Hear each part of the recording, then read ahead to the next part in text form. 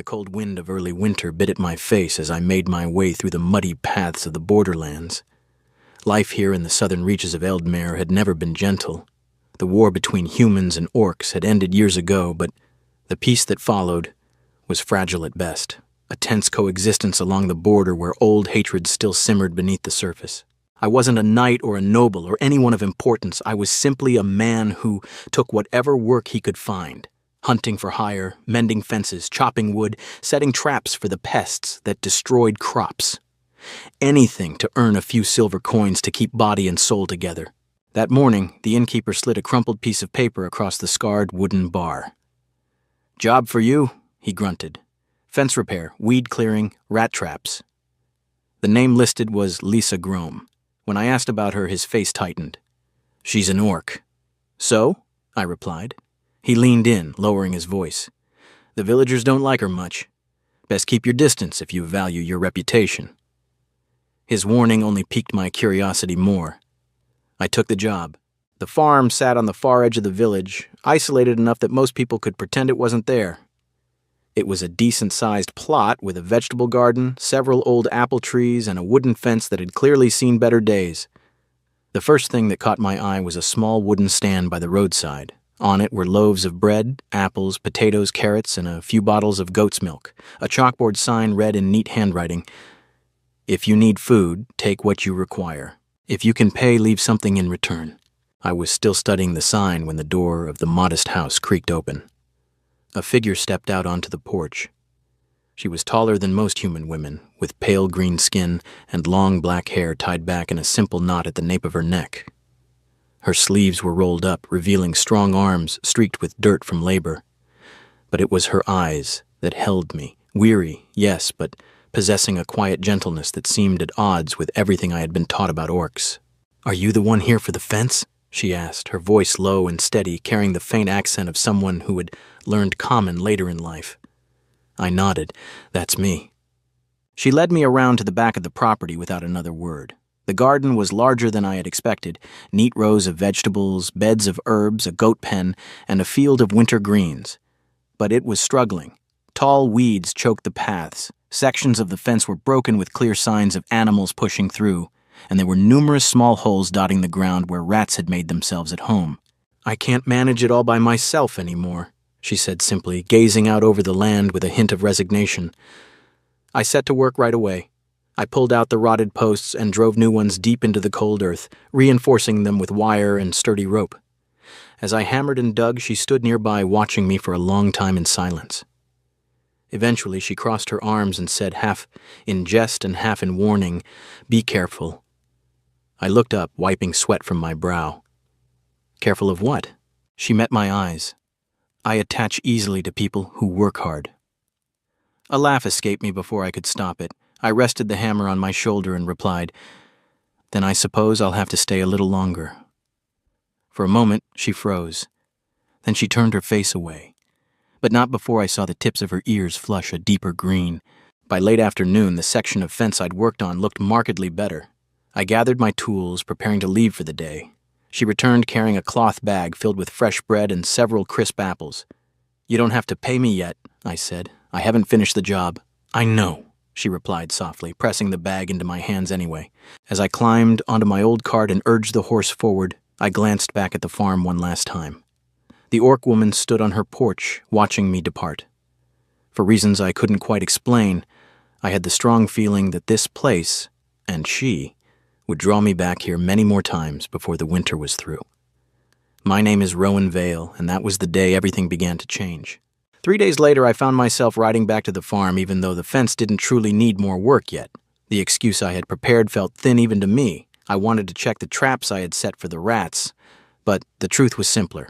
I couldn't stop thinking about the quiet gentleness in those weary green eyes, or the way her ears had flushed when I told her I would stay a little longer. Liessa was already outside when I arrived, kneeling in the garden pulling weeds. She straightened when she heard the cartwheels brushing dirt from her hands. For a long moment, she simply looked at me as if trying to decide whether I was real or some winter hallucination. "You're back already," she said. Her voice carried the faintest trace of amusement. "The fence is holding well, or did you only come for the free tea?" I climbed down from the cart and gave her a small shrug. "Both," A soft huff of laughter escaped her. She didn't argue. Instead, she nodded toward the shed. "There are tools inside if you want them."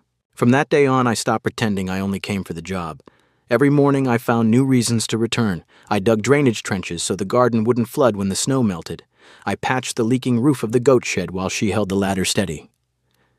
I split firewood until my arms burned and the pile by the house grew tall enough to last the rest of winter. Liesa worked beside me the entire time. She was stronger than any human woman I had ever met. Once I watched her lift an entire sack of grain onto the cart by herself, muscles shifting under her pale green skin like coiled rope. We rarely spoke while we worked, but the silence was comfortable, the kind that didn't need filling. Sometimes she would hand me a tool before I even asked.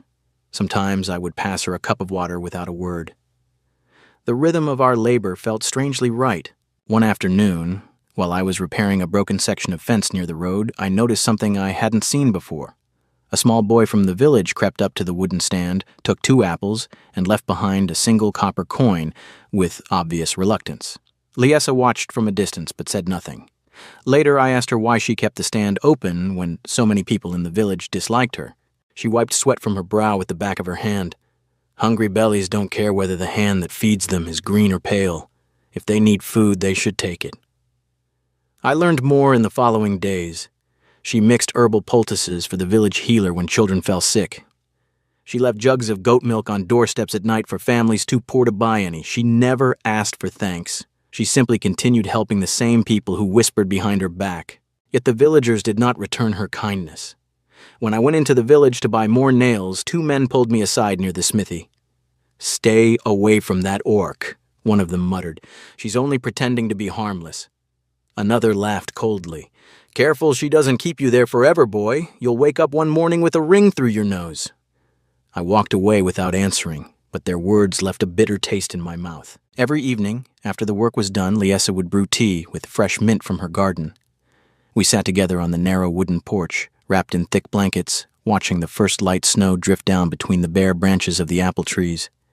The goats bleated softly from their pen. The world felt small and quiet and strangely safe. She told me how her parents had died in the final battles of the war, how she had chosen to stay on this patch of land rather than flee north with the rest of her scattered clan. "Running gets tiring after a while," she said one night, staring into her cup. "I wanted to belong somewhere, even if the somewhere didn't want me." I found myself speaking of things I had never told anyone. The years of scraping by after my parents passed, the constant ache of being alone in a world that measured a man by what he owned. For the first time in years, I spoke without weighing every word, without guarding every memory. One evening, as the snow fell thicker and the tea grew cold between us, Liesa looked at me for a long time. The lantern light painted soft shadows across her face. "You make this house less quiet," she said simply. My heart gave a hard, unexpected thud. I didn't know how to answer, because the truth was she had done the same to my life. The small room I rented in the village had never felt so empty as it did on the nights I wasn't here. Before I left that evening, she stood in the doorway, arms crossed against the cold. "Rowan?" I turned back. She smiled, small and almost shy. "Will you come back tomorrow?" "Yes," I answered without hesitation. And for the first time in longer than I could remember, I actually looked forward to the morning. The next morning, I arrived at the farm carrying a small sack of fresh nails and a lighter heart than I had carried in years. The memory of Liesa's quiet smile the night before still lingered, like the warmth of her tea. I had spent the ride imagining what small task I could find today just to stay a little longer. But the moment my cart rounded the bend toward the roadside stand, everything inside me went cold. The wooden stand lay overturned in the mud. Loaves of bread were scattered and trampled into the slush. Apples had been smashed beneath heavy boots until their flesh was nothing but brown pulp. The chalkboard sign had been split in two, the pieces driven into the ground like stakes. Scrawled across the broken wood in crude, angry letters were the words, "Orc doesn't belong here." I dropped the reins and jumped down before the cart had fully stopped. My boots sank into the cold mud as I walked forward. The destruction was thorough, deliberate. Someone had taken time to make sure every single thing she offered the village was ruined. Liesa was on her knees beside the ruined garden beds. Her hands were buried in the dirt, trying to salvage what little remained of the winter greens that had been torn up by the roots. Her pale green skin was streaked with mud. Her black hair had come loose from its knot and hung in damp strands across her face. She did not cry. She simply stared at the torn earth with the exhausted stillness of someone who had already endured too much. I felt something hot and sharp rise in my chest. "Who did this?" My voice came out rougher than I intended. She didn't look up. "It doesn't matter." "It does." I took a step closer, fists clenched at my sides. "Tell me who. I'll find them. Rowan?"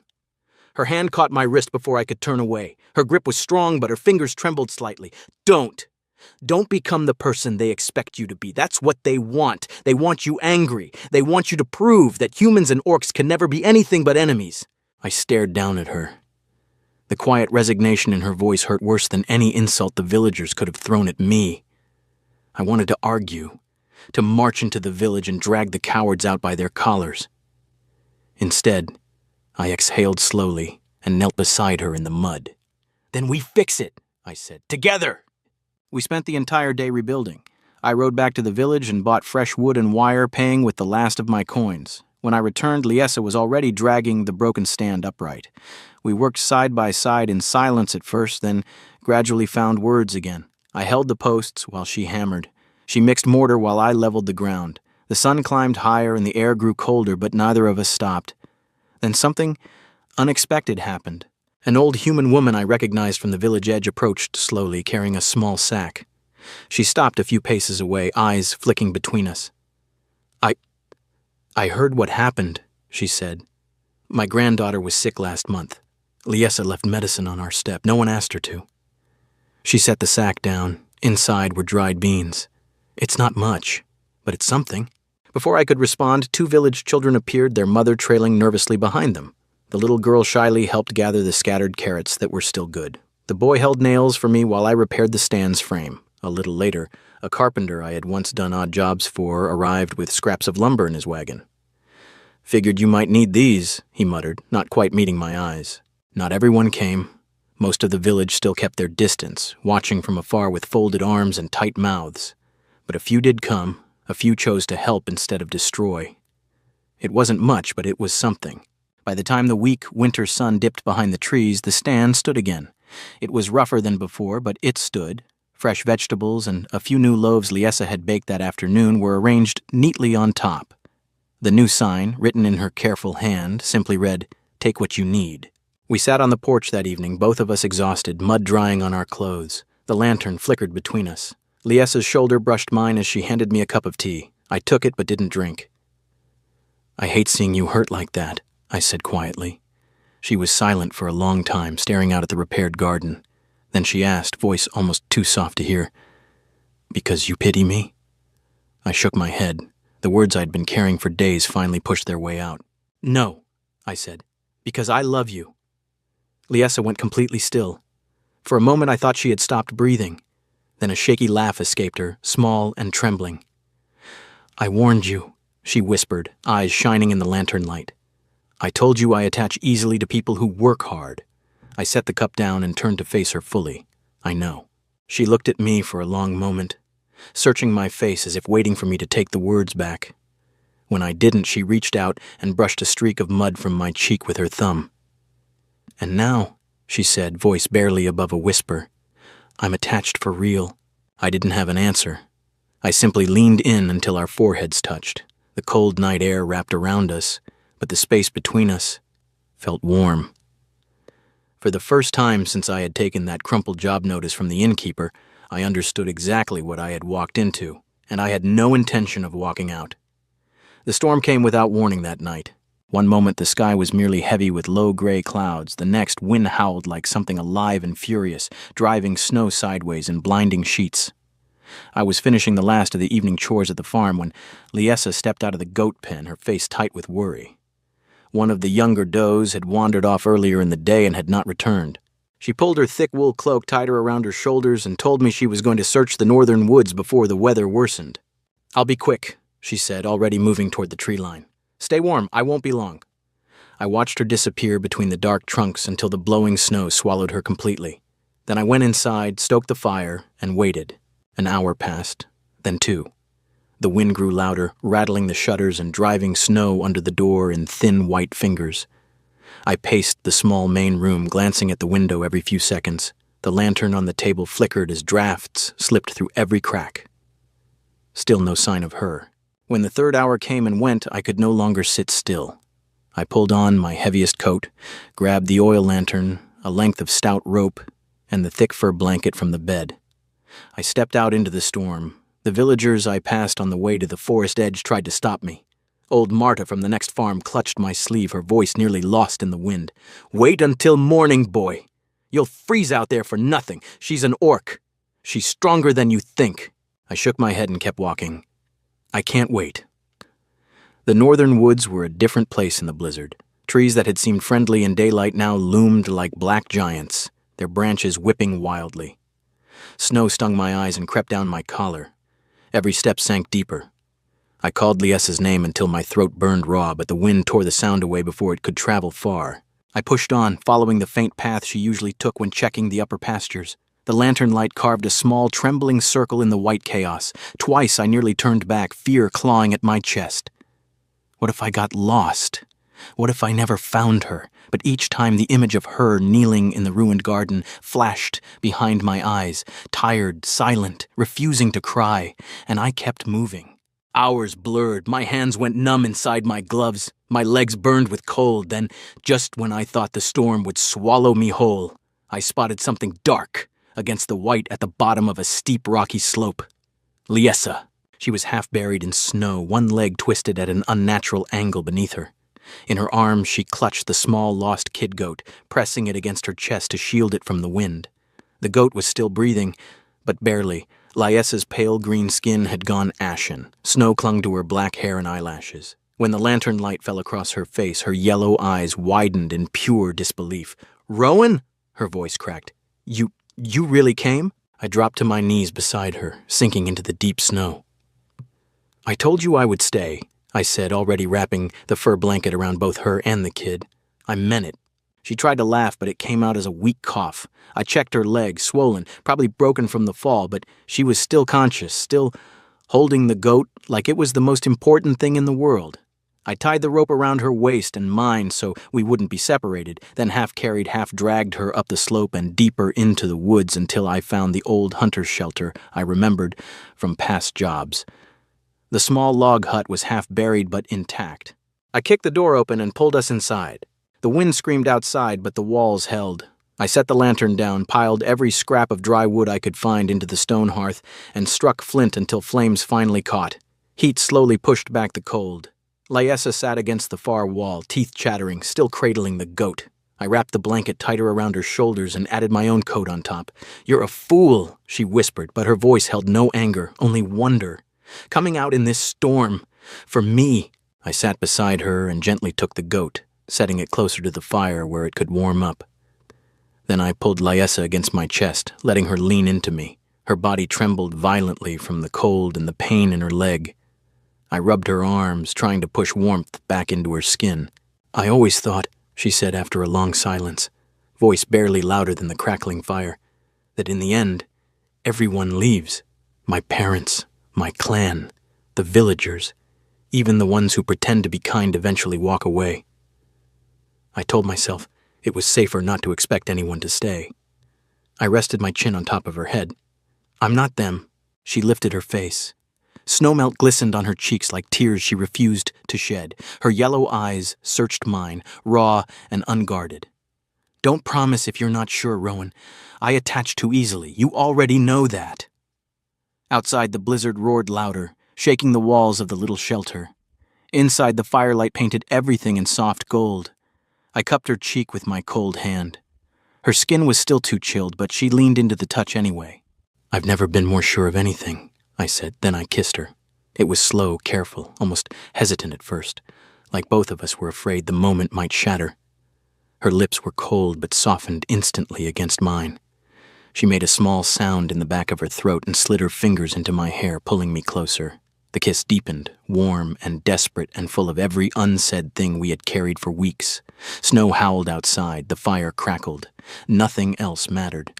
When we finally broke apart, foreheads still touching, Liessa's breathing was shaky. She smiled, small, trembling, but real. "You're going to regret this when the village finds out," she murmured. I brushed a strand of damp black hair from her face. I won't. We stayed like that for the rest of the night, curled together under the blankets while the storm raged on. The goat slept peacefully by the fire. Liesa's injured leg rested across my lap while I kept it elevated. Every so often she would shiver, and I would pull her tighter against me. I listened to her breathing even out as exhaustion finally claimed her. For the first time in years, the future didn't frighten me. Whatever difficulties waited beyond this storm, angry villagers, broken fences, old hatreds, I knew I didn't want to face any of it without her. I closed my eyes, the fire warm on my face and Liesa's head tucked beneath my chin, and for the first time in a very long time, I was not afraid of tomorrow. The storm finally broke the next morning, leaving the world buried under a thick, glittering blanket of snow. Sunlight pierced the clouds for the first time in days, turning the frozen landscape into something almost beautiful. Liesa's leg was still swollen and painful, but she could hobble with my help and a sturdy branch as a crutch. We made our way slowly back through the woods, the little goat trotting beside us on a makeshift lead. Every step sent fresh pain across her face, but she never complained. When we finally emerged from the tree line and the farm came into view, a small group of villagers had already gathered near the roadside stand. They fell silent as we approached.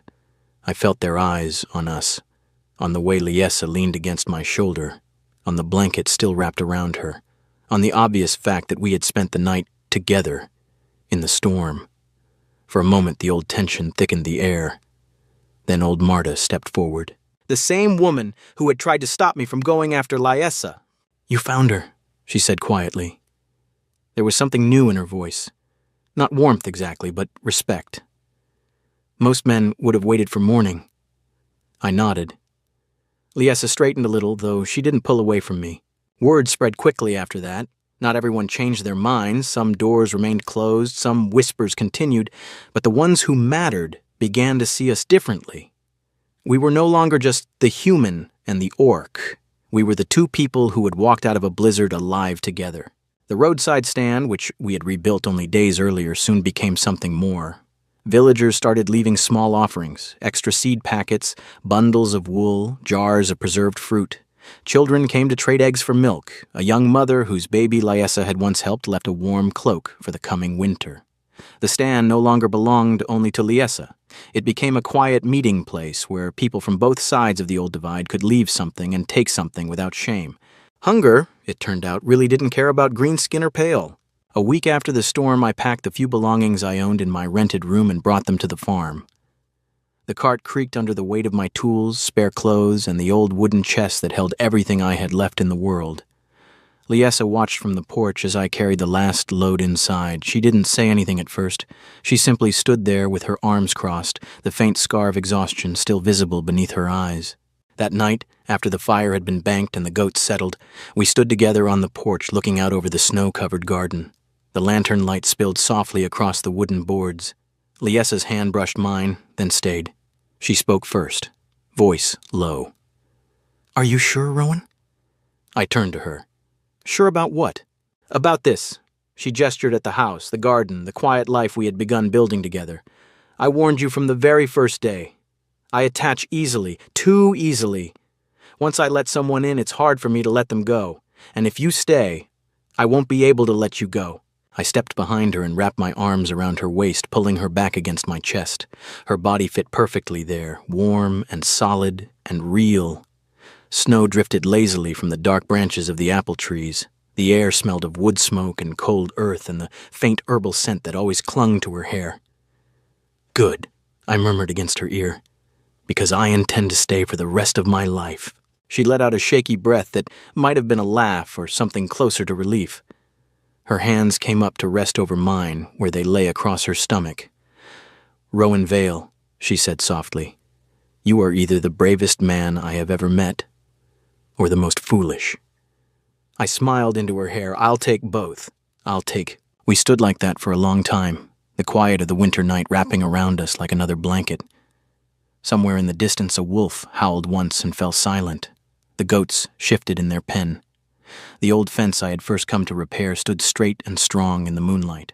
Everything had started with a simple job notice and a crumpled piece of paper. A fence that needed mending, a woman who needed help, a man who had nothing better to do than say yes. I had thought it would be a few days of work, a few coins, and then I would move on to the next task, the next lonely evening, the next empty room. Instead, I had found Liessa Grome, her tired eyes, her quiet strength, the way she still chose kindness even when the world gave her every reason not to. She had warned me, she attached easily. I had answered that I would stay a little longer.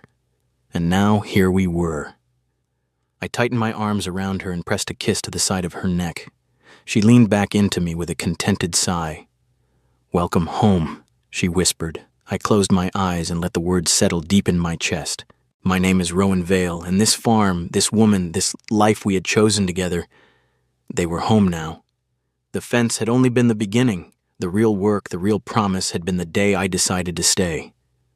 And I had never been more certain of anything in my life.